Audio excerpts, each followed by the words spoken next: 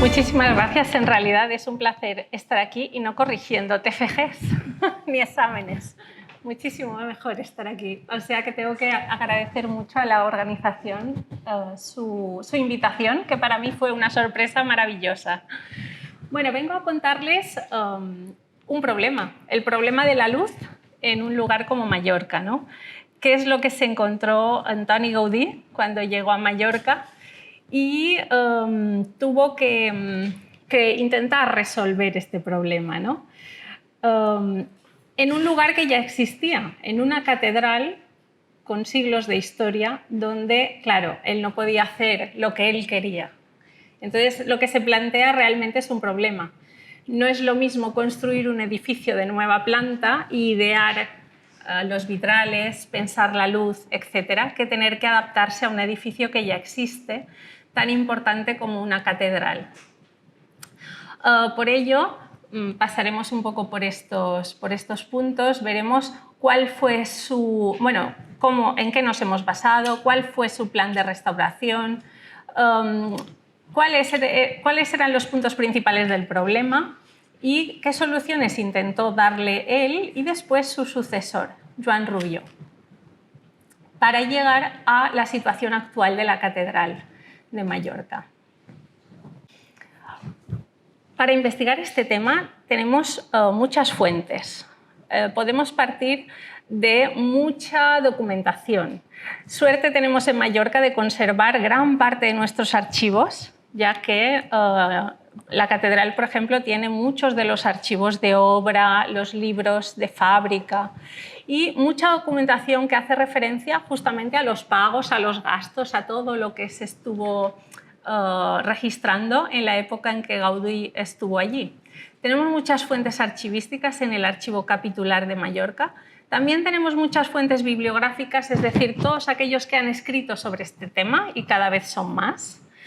Al mismo tiempo, tenemos imágenes, fotografías antiguas. Está documentada, hay alguna fotografía de la época de Gaudí que les pondré. Y luego tenemos también una interesante polémica en la prensa local, porque Gaudí no era cualquier cosa y todo lo que él hizo apareció en la prensa. Entonces, las fuentes hemerográficas, es decir, los periódicos, las revistas de la época, también nos explican muchas cosas y vamos a recoger algunos de esos textos. Finalmente, hay un trabajo de campo en el que uno, yendo a la catedral, observa la técnica, la iconografía, las formas, todo aquello que nos dicen las vidrieras, ¿no? Podemos comparar ejemplares y al final, después de todo ese proceso, podemos interpretar un poco más qué era lo que realmente él hubiera hecho. Hay que decir que él empezó un proyecto en la Catedral de Mallorca que no pudo terminar. Todo este conjunto de fuentes, de trabajo de campo, etcétera, lo desarrollamos durante unos años, especialmente desde el 2015, con un grupo de investigación de la Universidad de las Illes Balears. Y desde entonces el tema realmente me ha interesado porque considero que hay mucho todavía que decir. Para ponernos en situación, la Catedral de Mallorca es una de esas catedrales del modelo catalán, del modelo meridional, catedrales horizontales, que se construye entre 1230 y 1630. Esto es un periodo constructivo muy largo y tiene un gran inconveniente, y es que la catedral medieval, la que se construye y va avanzando, termina en el barroco, que es la época en que ya no se construyen vidrieras, en que el arte de los vitrales ha decaído absolutamente y, por tanto, de todas las vidrieras que requería esa catedral se habían abierto muy pocas. Ese es el primer dato a recordar. Por otra parte, viendo la planta y ese esquema de alzado, me gustaría que, sin estar allí, nos diéramos cuenta de que esta es una catedral muy grande y muy desnuda al mismo tiempo. cuando recorríamos la Catedral de León, los haces de las columnas, todo el conjunto me pareció soberbio, absolutamente espectacular y muy distinto al mismo tiempo de la Catedral de Mallorca, donde las columnas prismáticas son delgadas, el espacio es lo importante, no tanto otros aspectos. Es decir, que son dos modelos totalmente distintos. El francés por una parte, el catalán por la otra, no tienen nada que ver. Aquí realmente para nosotros el lujo no es tanto la decoración, no es tanto la riqueza, es más el espacio. Y eso a veces se puede interpretar como pobreza. De hecho, en algunas ocasiones, en algunos periodos de la historia se ha hecho. Sin embargo, hoy en día efectivamente lo valoramos muchísimo, ¿no? 121 metros de largo, 55 de ancho, hasta 44 metros de altura. Y ya digo, unas columnas muy altas, muy delgadas, que soportan una gran superficie construida. En este contexto, un personaje clave, el obispo Pedro Juan Campins y Barceló, que en 1903, concretamente, le pide a Antoni Gaudí que confeccione un plan de restauración para la catedral. Entonces, le pide a Gaudí una serie de transformaciones cuyo objetivo principal es el de acercar todo lo que ocurre en el altar mayor, en la capilla principal, en el presbiterio, hacia los fieles. Pero Gaudí no es un restaurador. Entonces, ahí empieza la dialéctica entre la restauración o la reforma. Realmente lo que hace Gaudí en la catedral no es una restauración, es una verdadera reforma. Y la llevará a cabo entre el año 1904 y 1915, cuando finalmente abandona Mallorca para meterse absolutamente de lleno, consagrarse totalmente a la Sagrada Familia. En las mismas palabras de Gaudí, según nos transcribe Puig Boada, podríamos ver cuál es el espíritu que anima toda esta transformación. Fíjense en los términos exactos. Dice, no he dudado en insuflar el espíritu moderno en la atmósfera gótica de la gran catedral. Hacemos arquitectura sin arqueología. Por eso no copiamos formas, ya que pueden hacerse las cosas con determinado carácter poseyendo su espíritu, es decir, ubicándose dentro, en el tiempo en que se hizo. Eso significa intentar entender los orígenes de la catedral, el tiempo en que se hizo, pero no copiar servilmente sus formas, sino interpretarlas. En este fragmento podemos ver ya que esto no es una restauración, sino que hay mucho de interpretación, de creatividad, pero siempre sin perder de vista el espíritu original de la obra. Uno de los primeros temas importantes para el obispo era el de la luz. El mismo obispo ya había promovido, ya había pagado uno de los ventanales. Era algo que le preocupaba. La catedral tiene ventanales soberbios. El más conocido es el rosetón mayor, que aparece en pantalla, porque con 13,5 metros de diámetro es uno de los más grandes del mundo gótico en su época. Hoy en día ese efecto del rosetón mayor proyectándose en los pies bajo el rosetón menor, digamos, ese efecto que la gente hoy en día va a ver masivamente, le llaman el espectáculo del 8, sigue siendo un poco el reflejo de que esta catedral es una catedral de espacio, pero también es una catedral de luz. Sin embargo, Cuando llega Gaudí a la catedral, la mayoría de ventanales están cegados y algunos de los rosetones también, porque la última reforma que había sufrido la catedral a partir del siglo XIX, después de uno de los históricos terremotos que hizo necesario reforzar la fachada, por un arquitecto conocido, Juan Bautista Peyronet. Tuvo cosas muy buenas, pero otras bastante discutibles. Entre estas últimas, Peyronet lo que hizo fue cegar 2 de los rosetones de la fachada principal.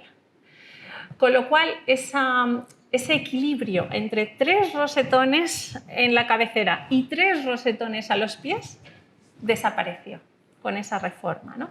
Y aparte la catedral se oscureció todavía más. La mayoría de ventanales de las capillas laterales estaban, tal como ven en la fotografía, tapiados y únicamente 3 pequeños óculos arriba para dar una luz testimonial. De manera que la pintura que ven a la derecha también nos lo refleja, una catedral mediterránea, pero a oscuras. Esa fue la situación que encontró Gaudí. Y aquí empieza el problema. La percepción de la gente era la de que la catedral siempre había estado a oscuras. Pero Gaudí empieza a defender otra cosa. Empieza a decir que es bien conocedora y manifiesta la intención de quien ideó esta catedral de que brillara y resplandeciera tal mérito sobre cualquier otro. Por eso dejó, tal como están, los nervios de aquellos arcos y la curvatura de aquellas bóvedas. A esto obedece el primor y altura de aquellas columnas, no engrosadas a haces, sino netamente de arriba abajo prismáticas. Por eso se multiplicaron lucernarios y ventanales suficientemente. Porque dicho interior tuviera todo cuanto espacio y vacío le era menester, para que hiriera la vista antes que todo aquella proporcionalidad armónica, mérito y distintivo principal de este poema de piedra. Bueno, el fragmento está extractado de una conversación con un escritor que lo deja testimoniado en 1903 y se entiende mejor todavía si uno observa hoy en día la catedral. Si ustedes han ido a Mallorca y la han visto, se habrían fijado que está muy cerca del mar. Pero en la época de Gaudí todavía estaba más cerca, porque hoy en día entre la catedral y el mar hay un paseo que se ha construido posteriormente y que no existía. Podríamos decir que la catedral casi se reflejaba en el mar, porque la costa estaba prácticamente a los pies. La muralla, es decir, la costa, la muralla y la catedral, nada más. Entonces, esto influye poderosamente, porque si ustedes se fijan en la luz del Mediterráneo, tal como la estamos viendo aquí, con el mar haciendo todavía de espejo, uno puede deducir que la luz es abrumadora, excesiva luz para un interior. Eso le crearía muchos problemas a Gaudí. En su proyecto no solamente se enfoca en la luz, sino también en liberar el espacio interior. Para hacer posible una mirada limpia y sin estorbos, que fijada en el altar mayor, en la capilla mayor o la capilla real, se fundiera con el contemplador, creando una especie de círculo. Vamos a verlo ahora en imagen. Había estorbos en ese camino. Si nosotros nos situamos a los pies, miramos hacia el altar mayor y en medio el coro, como en muchas catedrales españolas, como por ejemplo la de León. Esta es la situación que él encontró. Podemos ver en el grabado de en medio, muy pequeñito, el coro abajo, que efectivamente lo que hace es interrumpir la mirada recta hacia el altar. Gaudí se propone quitar ese coro de ahí, porque quiere que la mirada sea limpia hasta el final de todo. en el grabado de la derecha les he marcado unas flechas que están muy mal trazadas, deberían ser curvas y deberían trazar un círculo. En realidad, imaginemos que nosotros somos los personajes en primer plano y que desde nosotros hasta el altar mayor, hasta la capilla real, que es el presbiterio, ese círculo va ascendiendo, va subiendo a otra capilla superior, que ahora veremos, también iluminada, y finalmente llega hasta el rosetón y vuelve a través de las bóvedas hasta nosotros. Ese sería el círculo. Bueno, este círculo está inspirado en el Exitus Irreditus de Santo Tomás y es uno de los objetivos que propone el proyecto de Gaudí, recuperar esa circulación, ¿no?, de nuestra percepción de la vista y que no haya nada que impida ese camino. Cosas a hacer. Eliminar el coro, ya lo hemos dicho. Eliminar el retablo barroco que había tapado una inmensa, y además lo dicen con estas palabras, una inmensa mole de madera barroca para Masinri, con lo mal considerado que estaba el barroco entonces. Eliminar todo el retablo de madera y liberar así la visión de la arquitectura del presbiterio, que es la capilla real. Y es lo que aparece detrás de los escombros. Las fotografías de la época de Gaudí son las obras que él acomete. Arriba, al fondo, se ve iluminado, un poco con destello, ¿no?, otra capilla que está detrás. Es la capilla de la Trinidad. Y fíjense que algunos de los ventanales están abiertos, pero en época de Gaudí no estaban todos abiertos. Algunos sí, otros no. Y desde luego estos que vemos funcionan mal porque nos deslumbra. Vemos que la foto está como quemada, ¿no?, porque deslumbra demasiado la luz que hay. Quiere decir que los vidrios que hay no están funcionando bien. Frente a todo esto, Gaudí propone primeras pruebas para unos vitrales que sean capaces de filtrar la luz excesiva orientada hacia el este de la cabecera y aumentada por el Mediterráneo, el mar, todo ese ambiente exterior que hemos visto, ¿no? Esta sería una primera prueba, sin mucho éxito, la barca de San Pedro. Estaba confeccionada con cibas, que son esos discos de vidrio que se usaban muy anteriormente, ¿no?, que son de tradición medieval en realidad, y que Gaudí usó en otras obras anteriores ya.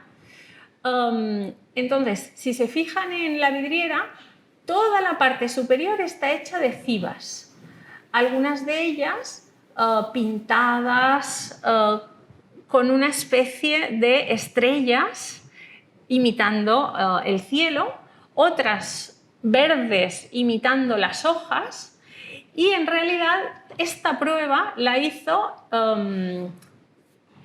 como una manera de intentar ver de qué forma podría resolver el problema de la luz.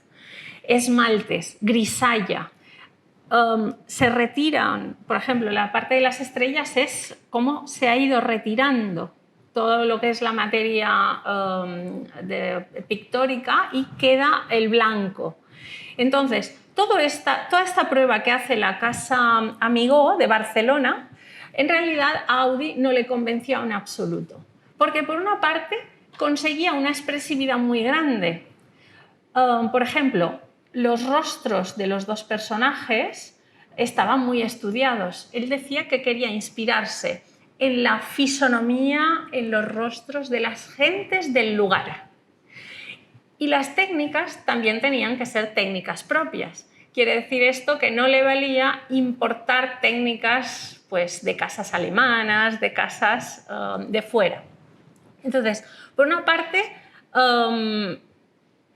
es exitosa relativamente en cuanto a que es novedosa, pero por otra tiene grandes inconvenientes. Las cibas pesan mucho y todo el conjunto de plomos que se pueden ver, por ejemplo, en la parte inferior, son muy gruesos. El conjunto de toda la vidriera, si uno la observa de cerca, es realmente pesado. Y no consigue además la transparencia que él quiere, porque los esmaltes y las grisallas no permiten pasar la luz en la medida que Gaudí requiere. Entonces, esto lo desestima.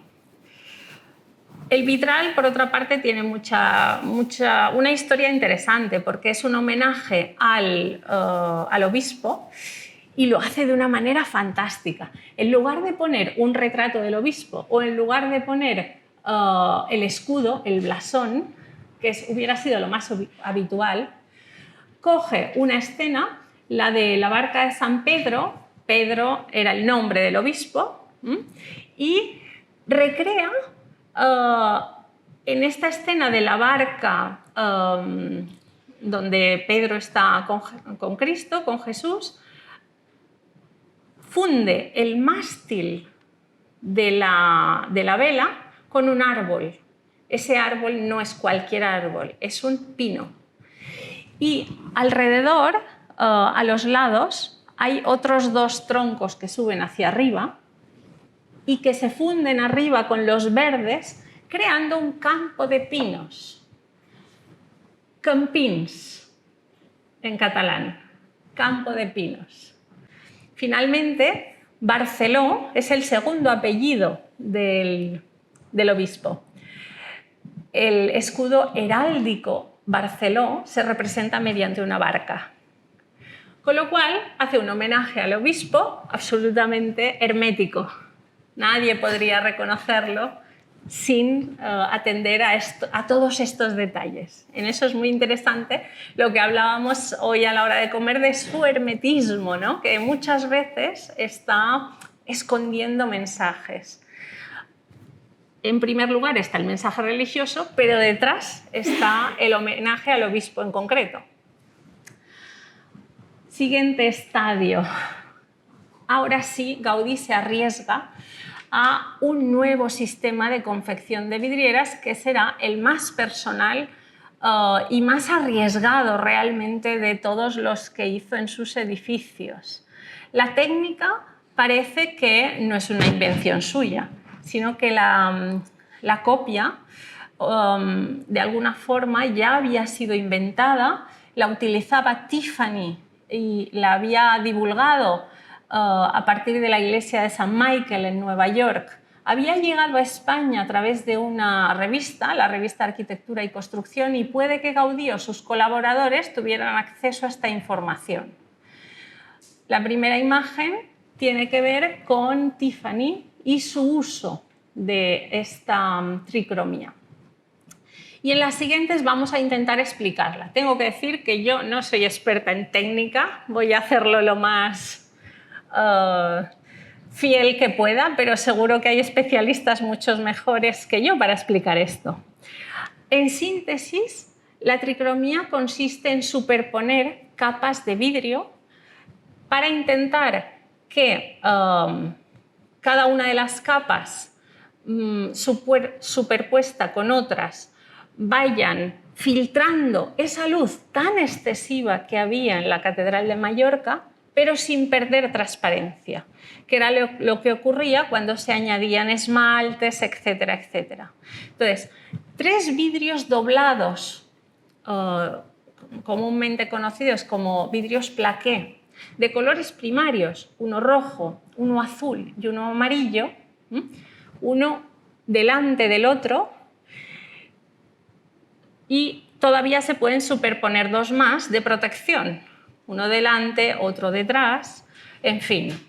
Puede haber hasta 5 capas de vidrio, pero los resultados son muy expresivos porque fíjense que allí pueden verse los distintos colores y cada color va un poco por su cuenta.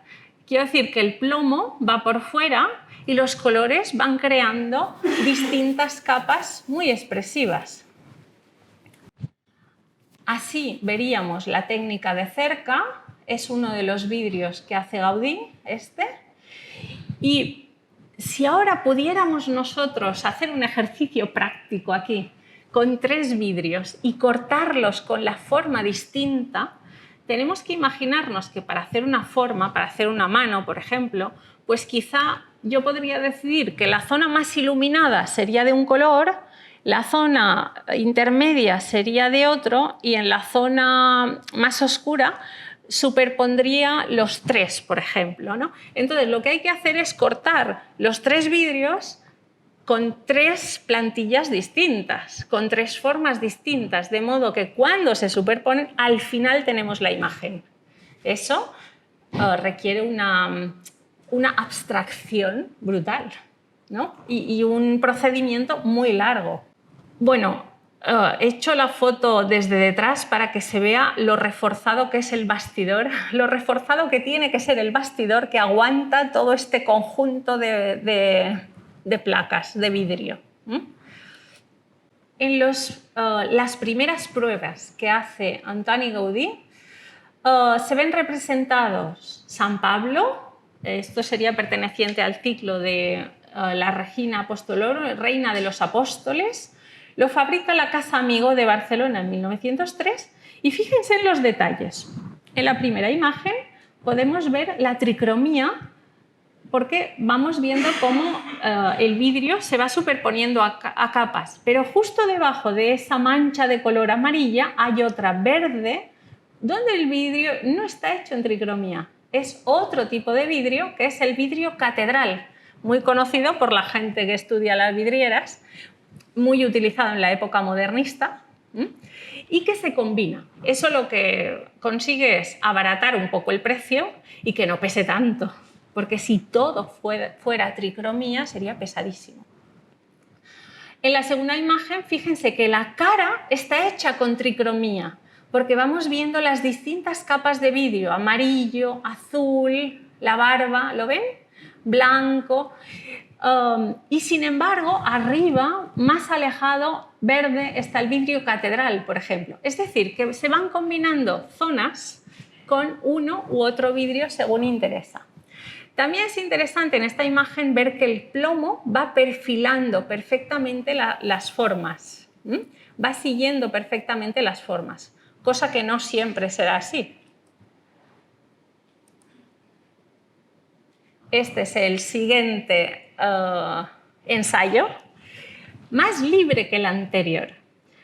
En la primera imagen podemos ver las 3 capas distintas. Aquí se ve mucho el azul, se ve un poco de amarillo, ¿ven? El rojo no se ve, pero se intuye entre un poco de morado, quizá.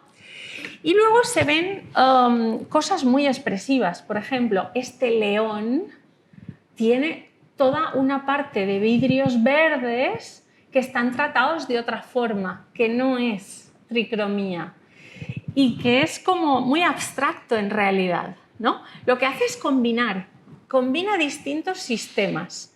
Combina vidrio catedral, tricromía, vidrio tratado con ácidos, etcétera, etcétera. Y fíjense también, además, que aquí, por ejemplo, si viéramos los brazos de San Valeriano, esos brazos tienen los perfiles de plomo que están alejados del brazo. ¿Lo ven? Y eso lo que es muchísimo más libre. Ahora ya muy contemporáneo, cada vez más contemporáneo, cada vez más alejado de la técnica tradicional. Pero esas 2 pruebas se quedaron en pruebas y no se instalaron nunca.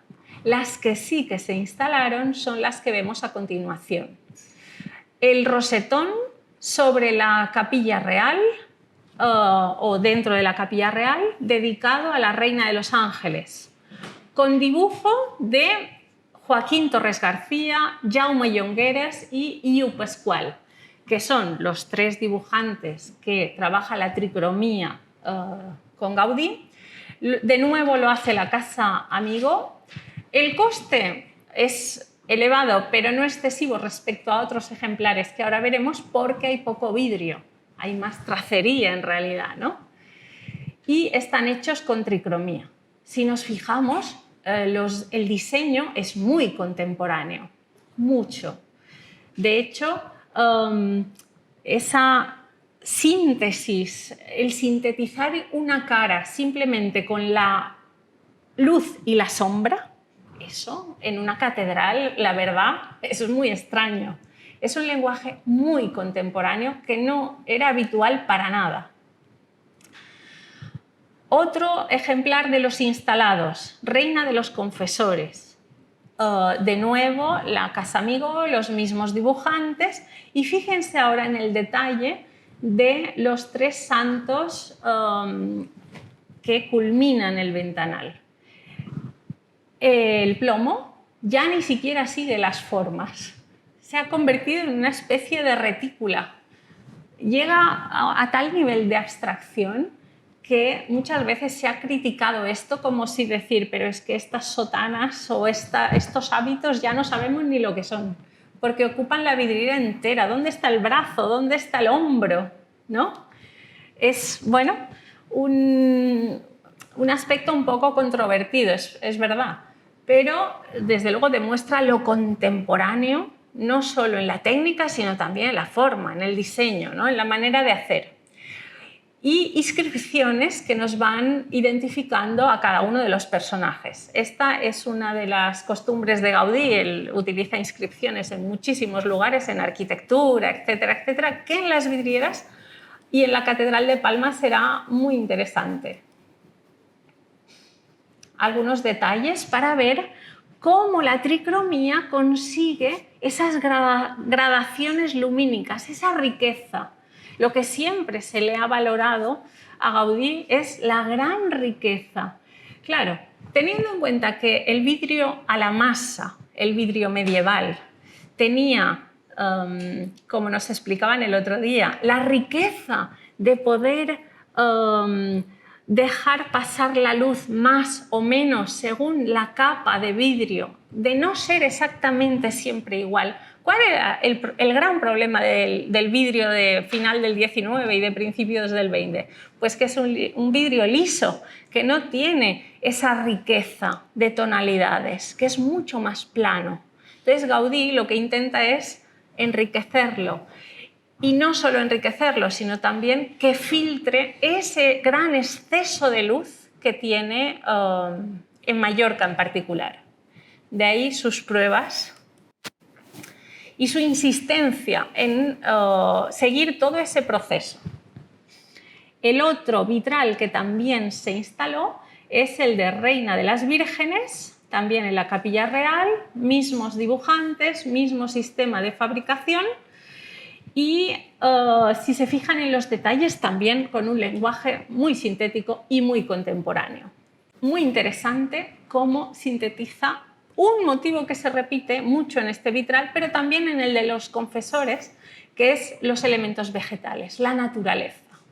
Dice, nuestro huerto verdadero es el de las flores y arbustos, pues los árboles grandes son escasos, en el norte son abundantísimos. Las hortalizas y verduras y los almendros y árboles frutales, y en los senderos todo tipo de flores y emparrados al alcance de la mano. Bueno, este texto, que no tiene nada que ver con la vidriera, es uno de los textos que Gaudí escribe. Para mí, cuando yo las estudiaba, me resultaba muy revelador, porque efectivamente Gaudí explicó que las vidrieras de Mallorca tenían que estar arraigadas, enraizadas en su contexto, en su paisaje. Y no solamente se dedicó a hacer fotografías de personajes de la época, sino que también se dedicó a hacer excursiones con canónigos.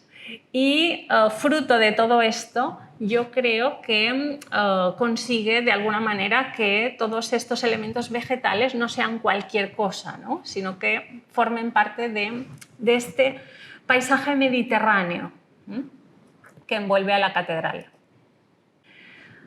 El conjunto actual del rosetón de la Capilla Real detrás del baldaquino no puede ser más interesante, porque los dos elementos están concebidos desde un punto de vista muy orgánico, al mismo tiempo muy contemporáneo, con una estética muy contemporánea, los dos, muy innovador. realmente el baldaquino es una instalación artística, tal como el concepto actual que tenemos de instalación artística, con cosas que cuelgan que no sabemos muy bien qué son, porque son un conjunto de cosas. El baldaquino está hecho con un tapiz enorme, con hierros, con madera, con cristal, con todo tipo de cosas. Y esto es la maqueta, no se llegó a hacer nunca el definitivo. Una vez encendido el baldaquino, fíjense qué sugerente. La luz eléctrica, otro de los elementos que él introduce en la catedral. La luz eléctrica se estaba introduciendo en la catedral de su mano y lo mete dentro del baldaquino, creando ese efecto, una vez más, como de pequeñas luces, como de bosque, ¿no? Encendido, algo muy difuso, algo muy delicado en realidad. Y todo esto sirve para coronar o de alguna manera para señalar mucho mejor el punto neurálgico que es el altar que está debajo. Bueno, las imágenes son fantásticas porque aquí tenemos un fragmento del baldaquino con todo lo que serían las espigas eucarísticas. El baldaquino está formado por espigas, luego por racimos de uva, es decir, la simbología eucarística. Y justo detrás las flores, las santas, las vidrieras. Entonces, todo junto realmente es un conjunto de naturaleza, es un conjunto orgánico, es todo lo que él amaba, pero en versión religiosa en este caso, ¿no? Sobre la capilla real está la capilla de la Trinidad, que es una capilla elevada, es decir, dentro de la capilla real al fondo se eleva una capilla más pequeña donde no tiene acceso el público, por supuesto, hoy en día, pero que era el punto neurálgico de la catedral porque era el origen de todo el templo. Y es el punto que está orientado hacia el este, por tanto, con un significado simbólico muy importante y con un problema muy importante. El problema lo dan las vidrieras porque, aunque esta capilla sí había contado con vidrieras góticas, hechas por Matteo di Giovanni, un italiano, se habían perdido y la reconstrucción del siglo XIX, mediante unas vidrieras historicistas, no había dado los resultados esperados. Si se fijan en la imagen, realmente filtra muy poco la luz, funcionan poco. Normalmente cuando uno va a hacerles fotografías siempre salen blancas, porque hay tanta luz que no consiguen filtrar correctamente. Entonces Gaudí aquí explica la gran simbología que tiene ese espacio. Dice, allí al fondo, en la elevada capilla absidial, la iglesia triunfante, un vivo estallido de luz, no colorida como la de los ventanales a través de figuras gloriosas de ángeles y vírgenes, de apóstoles, profetas, mártires y patriarcas, sino blanca o empolvada de oro, reflejándose oro todos los cantos, claridad viva que sea como un punto de atracción donde converja la mirada de los creyentes, como si desde el principio les dejara entrever una resplandeciente ingreso o portillo de la gloria eternal. Es decir, el punto álgido de luz tiene que estar en la capilla de la Trinidad, pero dice con una luz blanca o empolvada de oro. Bueno, conseguir esto realmente hubiera sido difícil. No sabemos, solamente tenemos el diseño de cómo él plantea la reforma de toda la capilla, incluidos los sepulcros de los reyes de Mallorca que debían instalarse ahí, pero no lo pudo resolver porque las vidrieras que vemos alrededor, hechas con tricromía, las dos anteriores que hemos estado viendo, más el rosetón, resultaron tan caras que no pudo continuar. No pudieron hacerse más.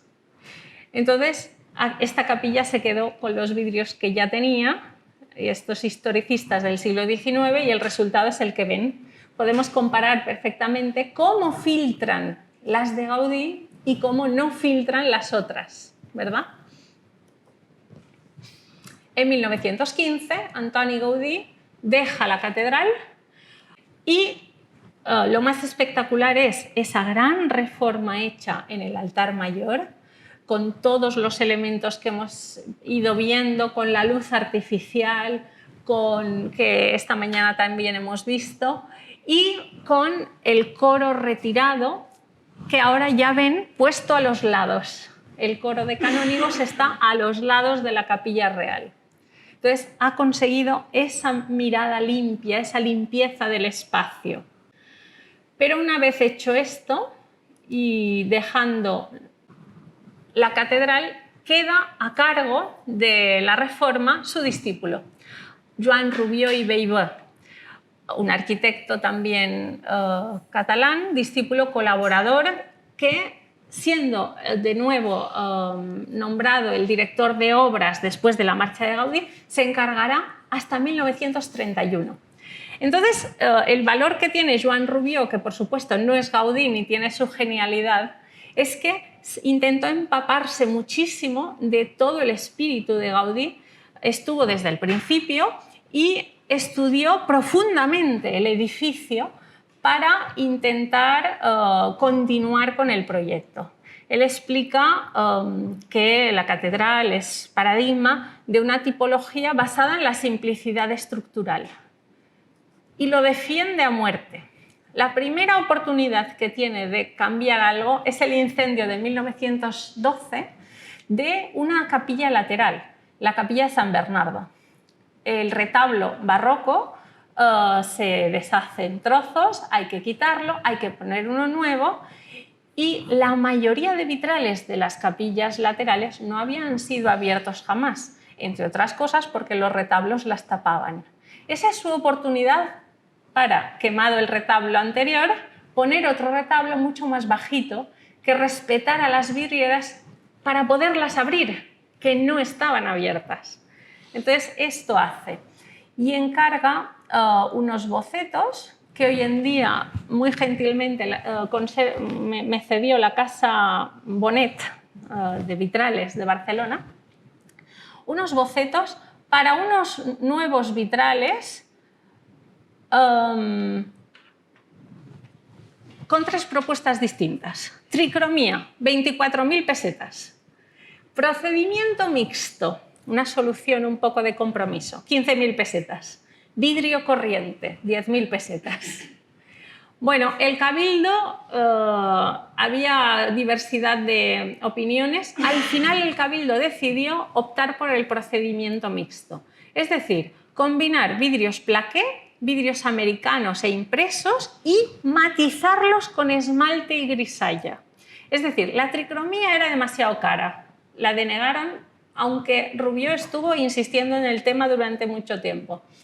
El procedimiento mixto lo que intentaba era que, estando la capilla lateral y la vidriera en el nivel inferior, es donde más luz, más deslumbra la luz sobre las personas. Entonces, había que oscurecerlas de alguna manera. Y el procedimiento mixto con amplias dosis de pintura, bueno, de pintura no, perdón, de esmalte, ¿no? Lo que intentaba era justamente esto, intentar matizar ese exceso de luz. Fíjense en la resolución tan sintética de los rostros. Se quiere parecer, ¿verdad? Se quiere parecer a lo que hacía Gaudí. En este caso, el artista es un artista catalán, pintor catalán, Darius Vilàs, muy conocido en su época, de estética novecentista, que en esta vida de San Bernardo consigue buenos resultados, pero estéticamente se le respeta bastante bien. De hecho, la crítica local, encabezada por un arquitecto mallorquín, Guillem Fortesa, decía: aunque muy correctas en el dibujo, las nuevas vidrieras son de un intemperante y nada reflexionado colorido. Claro, cualquier comparación con la tricromía de Gaudí era imposible, porque nunca se podía conseguir el efecto de la riqueza y de los matices de las vidrieras de Gaudí. Por otra parte, otra circunstancia era que, como todas las capillas estaban con sus vidrieras tapiadas, nunca abiertas, el hecho de haber abierto una, digamos que entraba toda la luz desde un lado y el otro quedaba a oscuras, con lo cual aquello fue como interpretado como una herida en los muros de la catedral y salió en prensa y empezó una gran polémica diciendo que la sangre del mediodía, bueno, una cosa bastante violenta, ¿no? Empezó una gran polémica que acabó en los años 30, básicamente. Duró muchos años esta polémica. El debate, una vez abierta esta vidriera, el debate continúa en la nave central. El Cabildo requiere que, bueno, aunque Gaudí se ha ido, hay que abrir todos los ventanales de la nave central y de las naves laterales. Es decir, todo lo que no estaba abierto, porque recordemos que solo estaban abiertos los rosetones y no todos. Entonces, aquí es cuando surge un nuevo tema, el Benedicite omnia opera Domini Domine, es decir, el canto de todas las criaturas al Señor. Al Señor creador. Es un tema muy complicado, porque entre las criaturas que adoran al Señor, las más convencionales son los ángeles. De hecho, Darius Vilás se encargó de hacer la primera vidriera instalada dedicada a los ángeles, nuevamente con esta estética novecentista, y con un resultado que fue muy criticado en la prensa local. Pero es que los siguientes vidrios están inspirados en la naturaleza. Quiere decir que adoran al Señor los ángeles, pero también lo adoran los montes, las nieves, las fuentes, las montañas, todos los elementos de la naturaleza que nunca habían sido temas de una vidriera de una catedral. La naturaleza es tema en la vidriería civil, sobre todo en la época modernista. Por ejemplo, fantástico Joachim Mir, el pintor, que hace este Gorgblau inspirándose en el paisaje de Mallorca, en el paisaje de un lugar recóndito de esa Serra de Tramuntana, maravilloso, que luego volveremos a retomar. Lo hace la Casa Rigalti Grenell y esta vidriera es considerada un hito dentro del mundo del vitral, ¿no? Y del mundo del vitral contemporáneo por las novedades que ofrece. La hace un pintor y sigue mucho esta estética como impresionista, como muy libre, muy orgánico, ¿verdad? Como si fueran pinceladas más que vidrios. Curiosamente, otro personaje, Francesc Canyelles, fabrica algo parecido o diseña algo parecido para la Diputación de Barcelona, donde Rubió trabajaba. Muy interesante, porque en este caso tenemos también el mismo concepto tan orgánico, con una inscripción debajo, y desde mi punto de vista, podría haber sido el punto de partida que cogió Rubió cuando decidió que el Benedicite, las fuentes, las nieves, los ríos, etcétera, etcétera, se expresara mediante vitrales modernistas con el mismo concepto y surcados con las mismas inscripciones. Aquello fue un escándalo absoluto, porque le dijeron de todo. Esto no podía ser. Fue tal el escándalo. Rubió tuvo que cambiar de pintor porque el de Los Ángeles no había gustado. Por tanto, se fue a un pintor más convencional, Félix Mestres. Félix Mestres, que estaba metido, también es un pintor catalán, pero está metido dentro de los organismos oficiales, ¿no? Entonces cambia de pintor y pensando que así conseguirá un poco aplacar los ánimos. Bueno, la verdad es que no aplacó nada, más bien todo lo contrario, porque le dijeron que en la prensa local, etcétera, que había metido el impresionismo dentro de la catedral, el mundo de los pintores dentro de la catedral, que esto eran fotografías de postales turísticas, que esto era una vergüenza, bueno, en fin, todo tipo de improperios. Y Joan Rubió decide, después de sufrir toda esta polémica, volver a una idea primigenia, que era la idea que había tenido Gaudí de impregnar las vidrieras en su entorno. Por tanto, cosa nunca vista ni oída en la historia de la vidriería religiosa, el otro día iba el arquitecto director, es decir, Rubió, llevándose con él a uno de los directores de la casa industrial que ha de fabricar los vitrales. ¿A estudiarlos de alguna catedral o abadía famosa? No, señores. A tomar vistas del torrente de París y las escobas del Drac.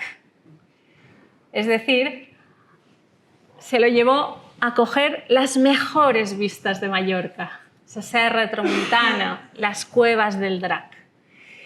Y así, con ese espíritu, si se fijan en la pintura de arriba, que es de Joaquim Mir, del pintor, en realidad la vidriera tiene mucho que ver. Y hay algunas pinturas que son exactas en realidad. O sea, es como, efectivamente, meter la pintura dentro de la catedral. La pintura que se estaba haciendo en la época, por otra parte. Pero, en este caso, con un mensaje religioso detrás. Y es que la tierra bendice al Señor. Aquí tenemos la de la luz y las tinieblas con las estalactitas y las estalagmitas de las cuevas del Drac o las cuevas de Artà, porque tenemos muchas cuevas famosas en Mallorca, ¿no? Cuando Rubió finalmente llega a un punto de conflicto que ya no puede continuar más adelante, salen a concurso, es decir, el Cabildo de alguna manera le quita un poco la dirección de la obra y saca a concurso las vidrieras de las naves laterales, que ya no dirigirá directamente él. Tienen un nuevo tema, las profecías mesiánicas, y se presentan dos casas fabricantes, la Casa Granell, catalana ya bien conocida, la catedral, y la Casa Mayer de Múnich, que tiene estilos totalmente distintos, como se puede ver. En realidad, la mayoría fueron fabricadas por la Casa Catalana y una pequeña cantidad fueron fabricadas por esta otra. Pero, claro, fíjense que en este punto ya la armonía, el conjunto, la idea de un plan perfectamente trazado se había perdido. Porque después de tantas discusiones y de tantos problemas, se había hecho lo que se había podido y ahí se quedó la cosa. En 1931 el proyecto fue paralizado cuando se declaró la Catedral de Mallorca Monumento Nacional. Se habían instalado 20 vidrieras nuevas entre la nave central y las laterales, con un resultado pues un poco dispar, desde la tricromía maravillosa de Gaudí hasta los sucedáneos distintos de Rubió y de los sucesores de Rubió, diríamos. Pero es cierto que aunque el resultado sea dispar, hay que decir que hoy en día hay vidrieras de la segunda mitad del siglo XX, porque después de la Guerra Civil se volvió con gente mucho más contemporánea, con planteamientos que no tienen nada que ver. Aunque uno vaya allí y vea un panorama bastante dispar, es cierto que la idea de la catedral del espacio y la catedral de la luz se percibe. Yo diría que se percibe, no sé. Y hasta aquí. Espero que les haya resultado interesante.